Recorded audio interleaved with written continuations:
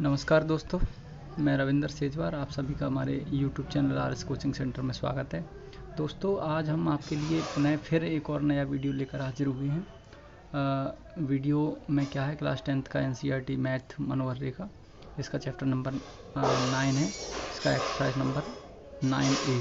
इसमें हमने 10वां सवाल आपको ऑलरेडी पिछले वीडियो में बता दिया था, जिसका डिस्क्रिप्शन हम इसके वीडियो के अंत में आपको दे देंगे। दोस्तों, डिस्क्रिप्शन में दिए हुए लिंक के अनुसार आप हमारे पिछले वीडियोस भी देख सकते हैं बारी बारी से।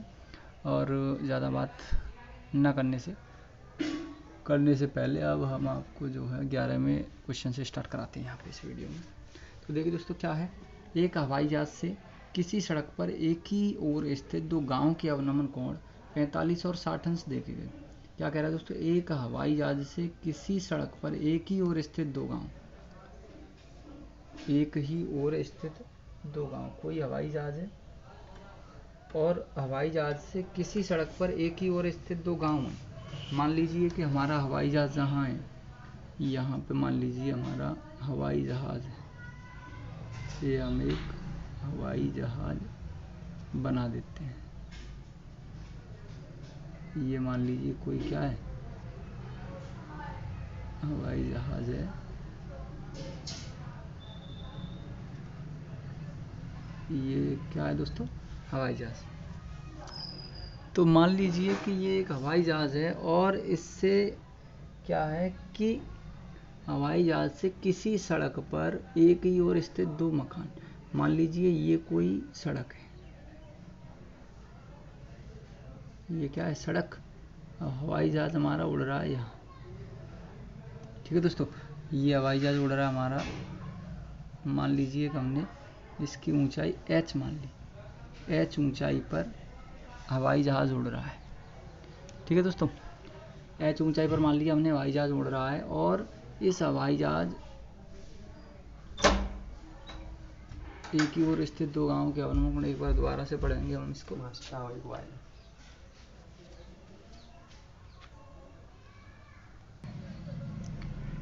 तो देखिए दोस्तों, क्या है, बार बार कोई ना कोई आ जाता है और हमें जाना पड़ता है वीडियो को रोक के। एक हवाई जहाज से किसी सड़क पर एक ही ओर स्थित दो गांव हैं। एक हवाई जहाज है, मान लिया हमने ये सड़क है और इसके एक ही ओर स्थित दो गांव हैं। मान लिया हमने कि ये बी पर तुम्हारा जहाज था, यहाँ लिख देते हैं। माना बी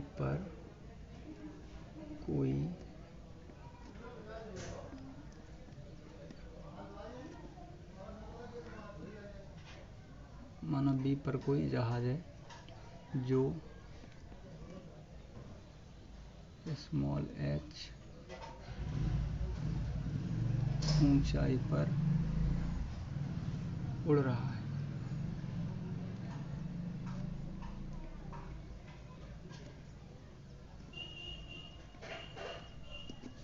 h ऊंचाई पर उड़ रहा है। दोस्तों, इसके बाद अब आगे समझिए।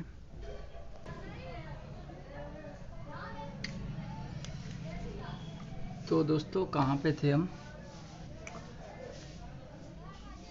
माना बी पर कोई जहाज है। हमने मान लिया कि यहाँ बी पर कोई जहाज है जो h ऊंचाई पर उड़ रहा है, ठीक है दोस्तों।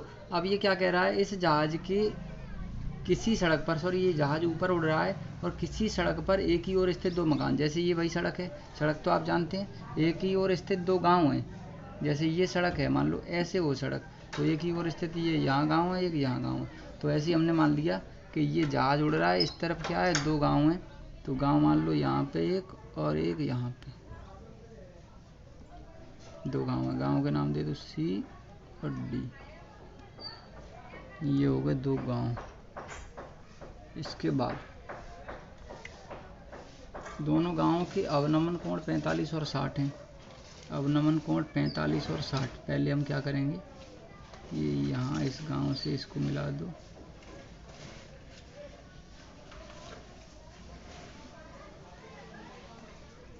और इसके बाद इसे मिला दो, ठीक है। और दोनों गांव के जो अवनमन कोण है वो 45 और 60। तो पहले दोस्तों 45 ये हो गया और 60 ये हो गया।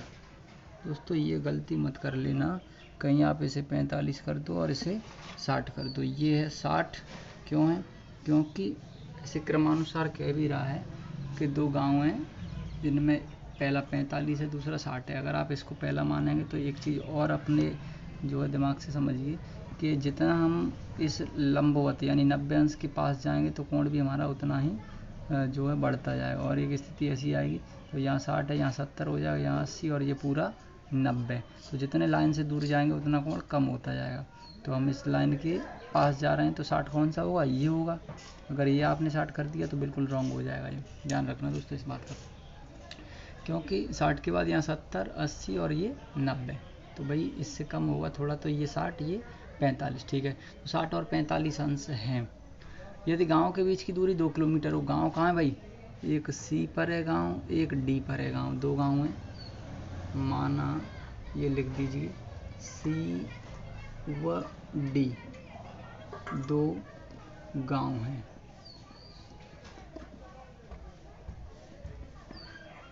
और जिनके बीच की दूरी कितनी दे रहा है? जिनके बीच की दूरी सी डी दे रहा है 2 मीटर। जिनके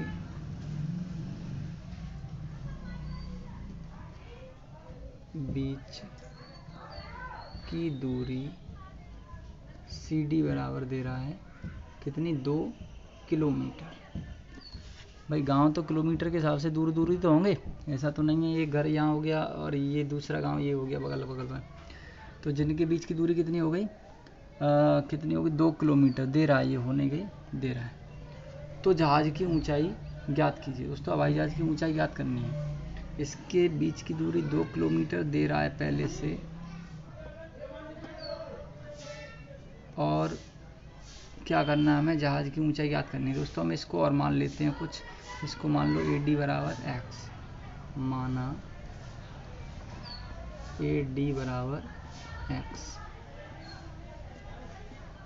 किलोमीटर में चल रहा है तो किलोमीटर, एक्स किलोमीटर मान लिया हमने ए डी को। अब एक एक करके दोनों त्रिभुज लगा देते हैं दोस्तों। तो पहले हम त्रिभुज लगा देते हैं, कोई सा भी लगा लो कोई दिक्कत नहीं। त्रिभुज ए सी बी में, त्रिभुज ए बी सी में, त्रिभुज ए बी सी पूरा दोस्तों बड़ा वाला। क्या क्या इसमें दिख रहा है? लंब और आधार। तो टेन थीटा लगाएंगे क्योंकि टेन में ही लंब और आधार आते हैं। टेन थीटा बराबर लंब बट्टे आधार, थीटा टेन थीटा। त्रिभुज ए बी सी दोस्तों ये त्रिभुज है तो कोण कौन सा होगा? यही होगा। तो टेन थीटा की जगह 45 अंश, लंब, लंब की वैल्यू h है, ये हमें ज्ञात करनी है। आधार दोस्तों जब त्रिभुज पूरा लिया है ए सी बी या ए बी सी तो इसका आधार कितना हो जाएगा? पूरा आधार लगाएंगे 2 + x पूरी दूरी जितनी है ये वाली। तो आधार हो गया 2 + x, यहाँ tan 45 का मान 1, h/2 + x क्रॉस मल्टीप्लाई करेंगे तो h बराबर 2 + x। ये h की वैल्यू आई इतनी। इसको हम अब यहाँ से हमें h की वैल्यू मिली, इसको मान लेते हैं समीकरण फर्स्ट। अब हम चलते हैं इधर दूसरे त्रिभुज में। तो त्रिभुज अब एक और लगाएंगे, त्रिभुज ए बी डी में, त्रिभुज ए बी डी में टेन थीटा बराबर वही लंब बट्टे आधार। तो टेन थीटा की जगह अब कितना है दोस्तों? 60 अंश, टेन 60 अंश, लंब, लंब तो पूरा वही है h, आधार।